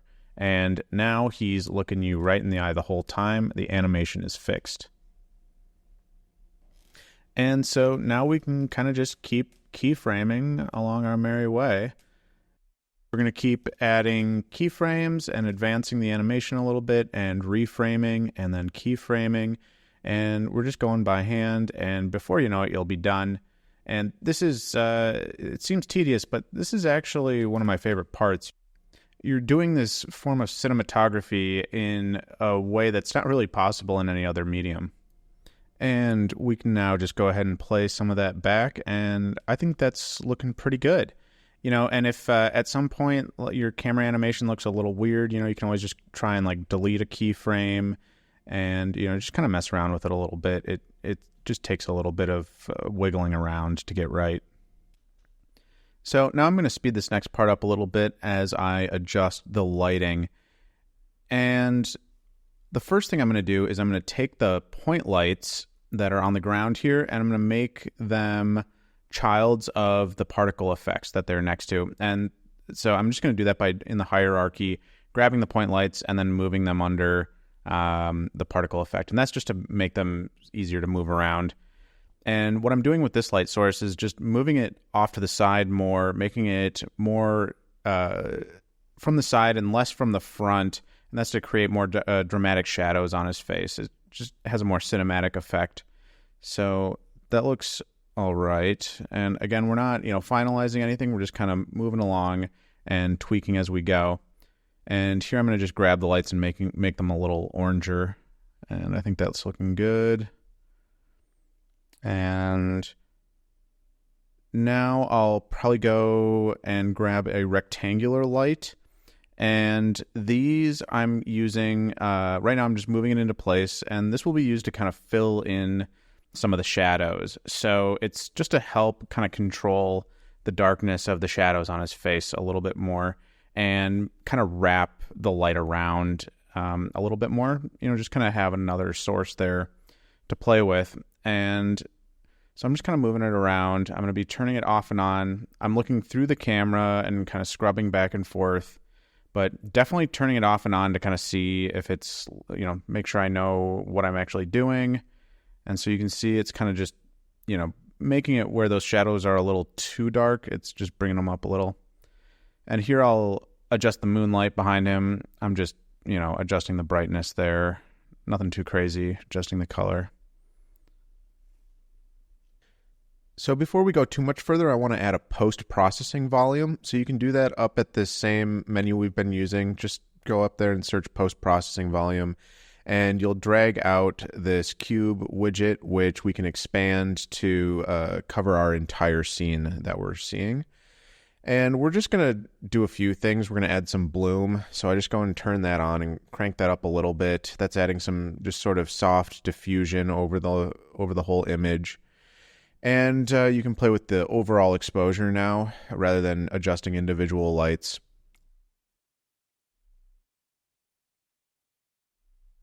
And we're not going to do too much more than that. You can do a lot with the post-processing volume, but we're not going to go too in-depth with that now. So we're going to speed up here because all I'm really doing is kind of moving around and looking at the lighting through the camera, playing it back, and making small adjustments. So in this case, I want to get this shadow that his hand is throwing on his face. I want to get that out of there. So I'm just moving these lights. And like I said, this is going to go pretty quickly because this is not what the final lighting ends up looking like. This is just to kind of show you my process kind of in between, I suppose. And yeah, not much to really say here. I'm just kind of tweaking it to taste. Now I'm going to add one of our main camera angles again. And so we just go over here and add the camera. And I'm going to get most of the same settings as the other cameras. I'm going to get it into the cameras folder here just to keep the sequencer organized. Then we're going to switch to the 16mm DSLR, set the tracking to the sphere on his face, and set the crop to 239. And then the lens length, I'm going to try a 50 here. I want something a little more telephoto, a little more punched in to kind of track with him as he's moving side to side and really kind of enhance that movement of the animation. And I end up landing on an 85mm lens length here. I just wanted to have a nice variety of different lens lengths, and yeah, I think that's looking like a good angle. And now we're really going to speed up because I'm doing the same thing as with the other camera angle. I'm just reframing, and keyframing down in the sequencer and the transform track, and just kind of moving along, following the performance. Even when he turns away to the other camera, we're getting a nice side angle here. And we're also going to be correcting, the hand poses as they pop up into frame. So right here, for example, his hand comes up and his finger's a little bent. So we're going to kind of fix that. And again, just using these two hand poses that we set up earlier, we're only using those. It would be a lot better if we had more hand poses. So that might be something you might want to set up for your own. But, just this neutral and pointing hand pose works really well for the cleanup that we're doing in this project. And that's looking pretty good, but now I want to add kind of a wider angle to really show the space that we're in. And so we're going to go and add another camera, and we're going to make this one wider. I think I start with a 24, and I'm going to move it back here. I can immediately see I need to scale up this foreground element, which is super easy to do. But yeah, I just want this sort of wider angle, and I'm gonna give it a little bit of a lateral move, dolly movement, just to add a little motion to the camera. And I think I end up making this a little wider. I think I go with a 16mm. Yeah, there we go. And that's looking really cool. It's a great opening angle.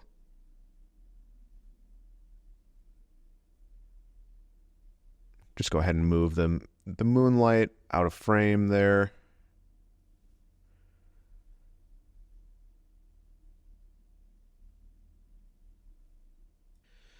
And so here we'll show you the shot that we're setting up here played back in normal speed. You can see down in the sequencer where I'm adjusting those keyframes. That's the transform track. That's just the movement of the camera.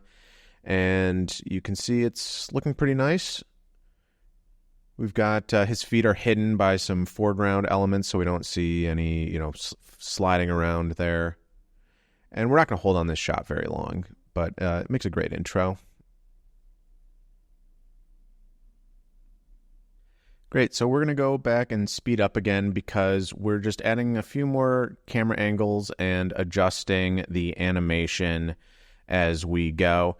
And so I'll end up showing you the final camera layout, once that's finalized. But yep, just speeding up through this because it's pretty boring. I'm just correcting any weird hand poses that I see, and adjusting the camera angles, still playing around with the lighting as we go, trying different things. You can see these firelights get moved around quite a bit as I bounce around between the different angles. So the animation is looking pretty good now. Of course, you can keep tweaking it as much as you want, but I'm pretty happy with this for now for this project, and I would really like to start finalizing the shots and the lighting. Now, what I would normally do is actually export each shot individually and light each shot individually and kind of assemble it in Adobe Premiere or DaVinci Resolve and kind of cut between the shots there. And it's a more precise way to do it. But since we want to keep this all in as much in Unreal Engine as possible for now, we'll just do our editing in our sequencer here. And we'll try and get the lighting right for the entire scene. Since he's not moving around too much, he's kind of just, he is looking in several different directions, which does make it a little trickier, but we should be able to get the lighting looking good for all the angles in this scene. So before we do that, I want to make these lights flicker because it's firelight, and some flickering fire I think would really add to the ambiance. So what we're going to do first is we'll come over here to our content browser, and we're going to create a new material, and we'll call this light flicker. Great. And just go ahead and open that up. And there are a few ways to do this, but we're going to take this method just right from the Unreal Engine materials documentation. So we're going to create a few nodes, and we're going to plug them into the emissive color. So the first one you want to make is a time node and a scalar parameter node. And we can name the scalar parameter flicker factor and set it to 2. And then we're going to create some math nodes. We're going to create a multiply node and plug the time and scalar parameter into that. Then we're going to drag that off. We're going to create a sine node. And then we're going to create a fraction. And we're going to plug all those into the emissive color. And you'll see it's starting to flicker on the left. But before we go further, we want to go over to the material domain and change it from surface. And we're going to change it to light function. And we'll hit apply. And then we can go and we can check that out in our scene. So find your point lights and grab that material and drag it over the light function material slot. And you can see it's starting to flicker. And we'll go ahead and drag that over for the other one. And I think that is a little too spooky. It's flickering a little too much. I think it's because the light is going all the way down to complete darkness, and that's not usually what fire does, so it's a little too extreme. So we want to be able to control that lowest brightness that the lights are going to. So we're going to go back to our material instance here, and we're going to add some more nodes in here. After the fraction node, we're going to add an add node, and then we're going to drag off the B slot, and we're going to add another scalar parameter, and we're going to call it lowest brightness. And now you can set the default value to something like 0.5, and then we'll just plug that back into the emissive color, hit apply, and we'll go check out our scene and see how that's looking. And it's already looking pretty good. But you can come back here and you can play with the flicker factor and the lowest brightness parameters to really control your brightness. So yeah, I think I'll end up setting that more to like a 0.7 and the flicker factor to like 1.5. I just want it to be a lot more subtle.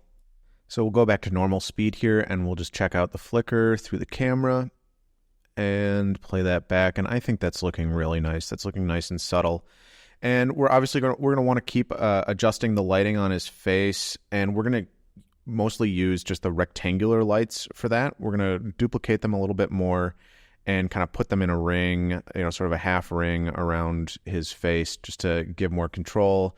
And then we can stop moving these point lights around. So we're going to speed back up, and I'll show you kind of the final result of the lighting and camera placement.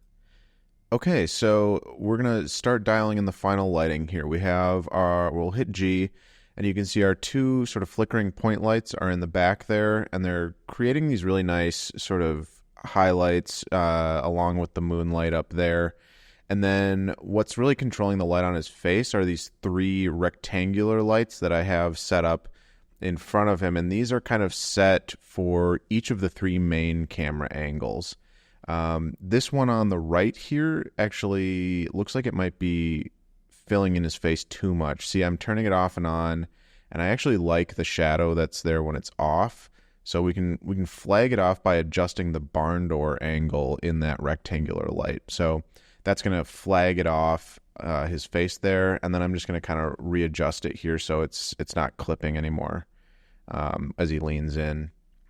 So just kind of scrubbing here and adjusting the light as needed. I'm making sure I check it, from that camera angle as well, and to make sure the lighting is looking good. And it looks like it's pretty much dialed in now.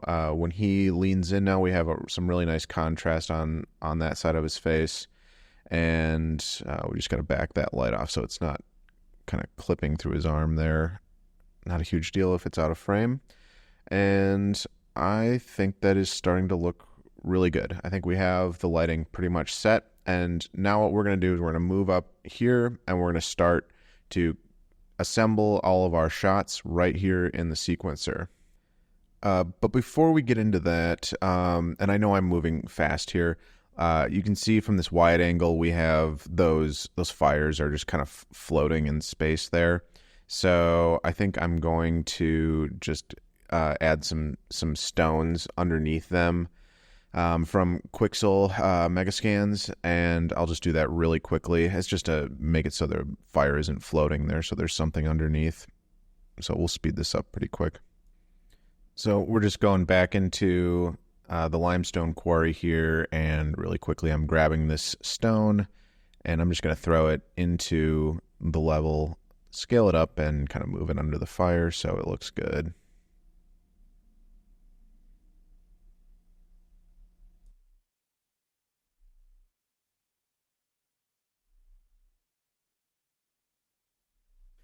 Okay, now we're going back to editing in our camera cuts track here at the top of the sequencer.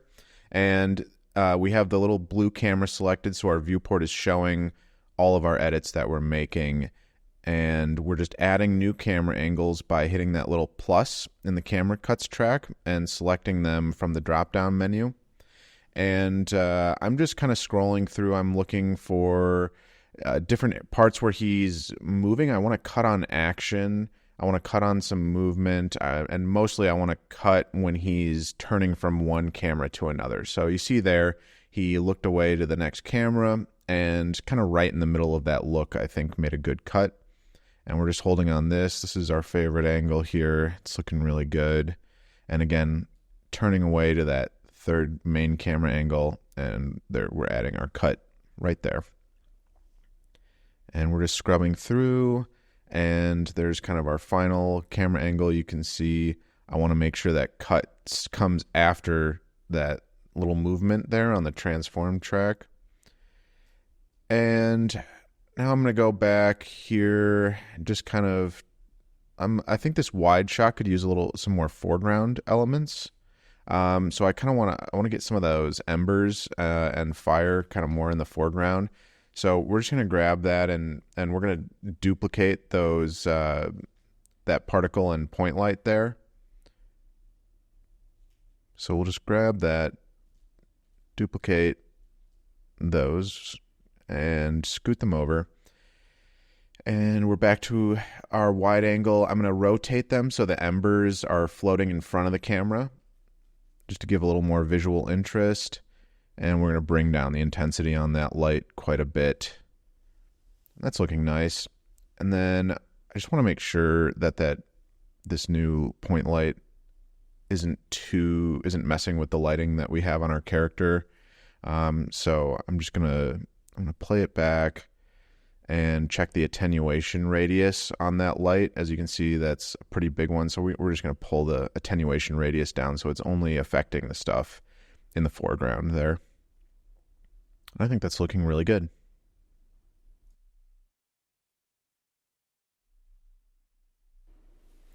Okay, so as you can see, we now have all of our shots here lined up, and we can go and we can collapse all these cameras here. We can go and turn our audio back on.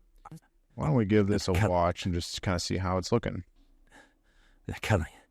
No, he's coming. You shouldn't be here.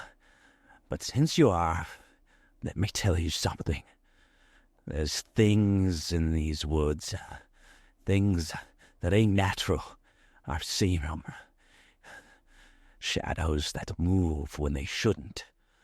Voices that whisper when there's no one there. You think I'm crazy, don't you? That's what they all say. But I know the truth.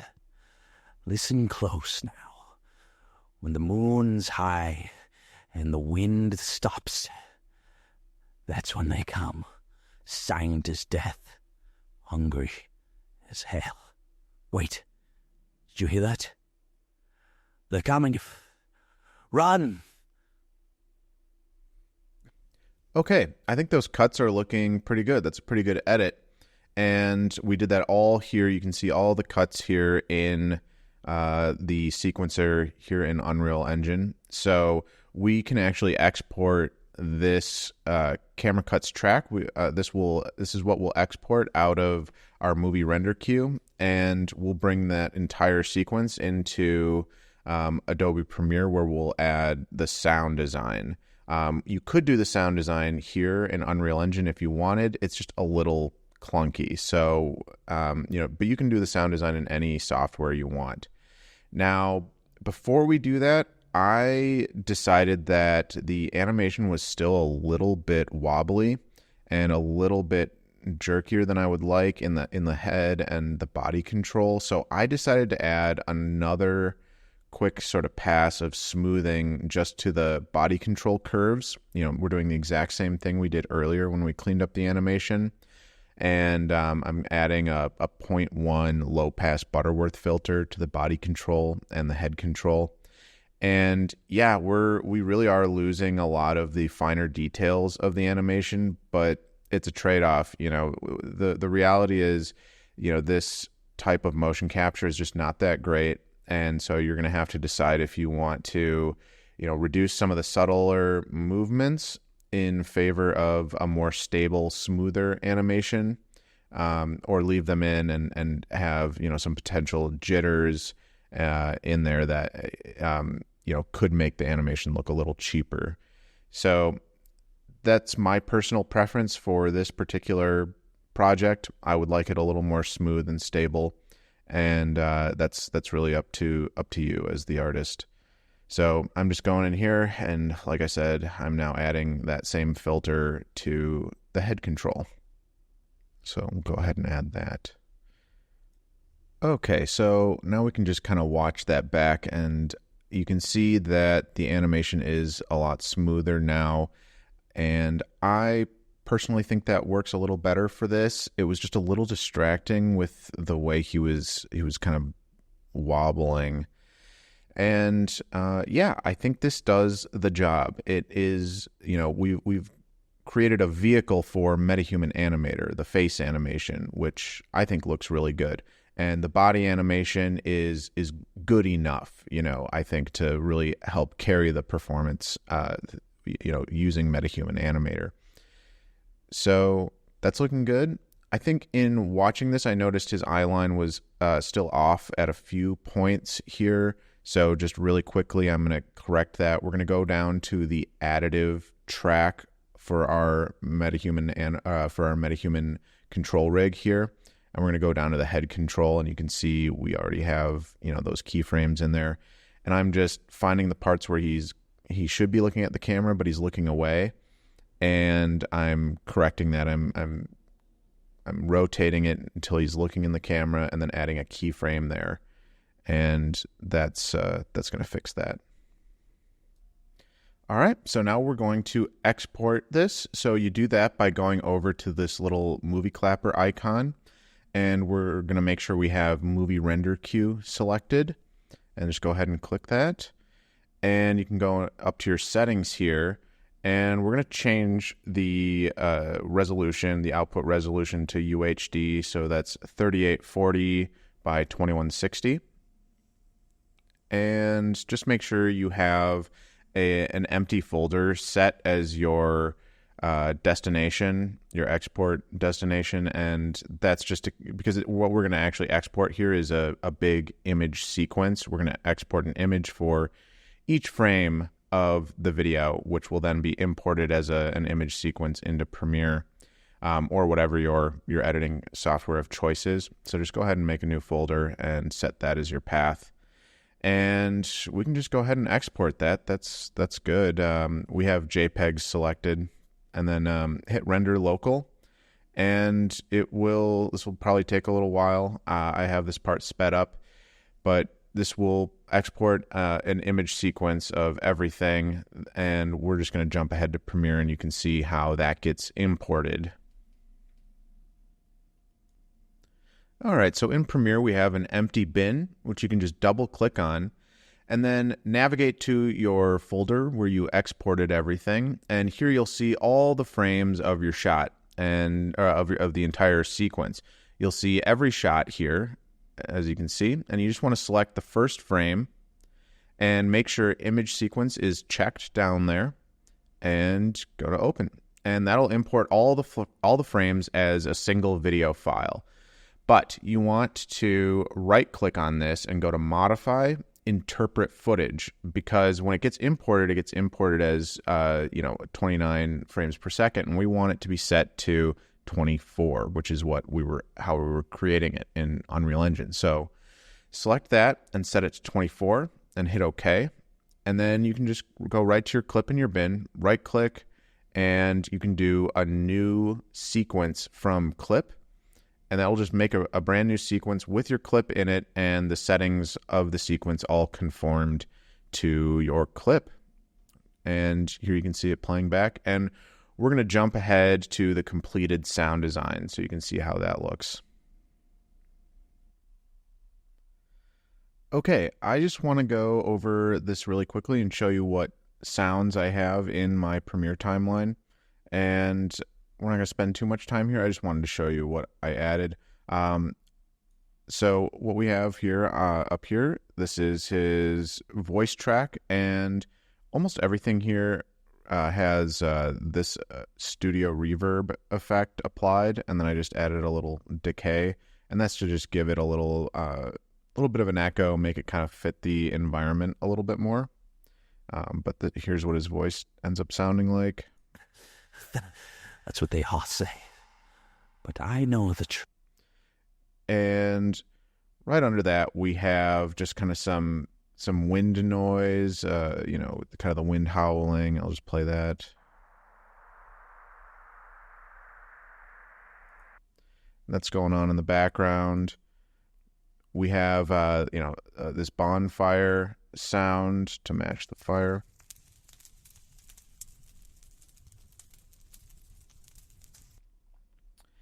And then we have just this sort of ominous, dark ambient music.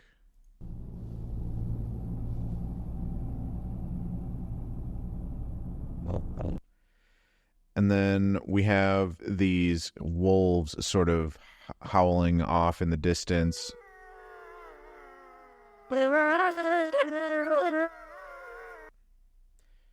And we put these sort of these two impact. It's the same impact sound. Put them at the beginning and the end, just to provide a sort of audio bookend, to the mix. Yeah, some classic impacts. And then here are all the footsteps of him walking around, and I just took this one track of footsteps.